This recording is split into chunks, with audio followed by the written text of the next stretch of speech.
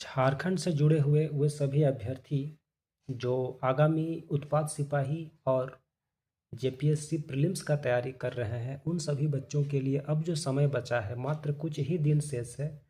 उस समय का आप किस तरह से सदुपयोग कर पाएंगे, इसके लिए आप पिछले महीनों जितना भी तैयारी किए हैं, उन तैयारियों को फिर से रिवीजन करने के लिए आपको सिर्फ अब वन लाइनर क्वेश्चन को देखना है। और वन लाइनर क्वेश्चन आप देख पा रहे होंगे कि किस तरह से यहाँ पर दिया गया है। इस तरह से सवालों को आप अगर बनाए होंगे तो उन सभी सवालों को आप एक बार, दो बार, चार बार बस रीडिंग कर लेना है।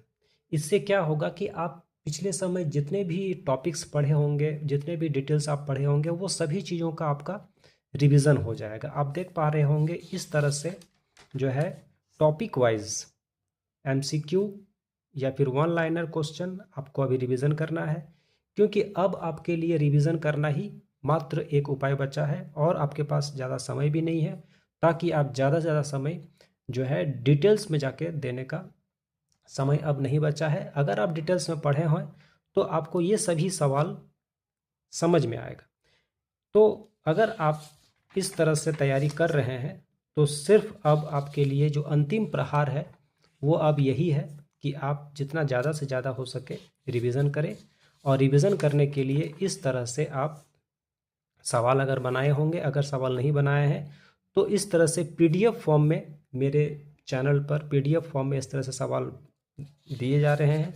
अगर आप चाहें तो इस तरह से पीडीएफ से निकाल के पढ़ सकते हैं। जैसे जिस तरह से आप देखिए किस तरह से सवाल बनाया गया है, आप सवाल देख पा रहे होंगे कि झारखंड से जुड़े हुए वो सभी टॉपिक्स को इसमें कहीं ना कहीं ऐड किया गया है, जिसमें आपका जो तैयारी है वो अंतिम समय में अच्छे तरह से रिवीजन हो जाएगा।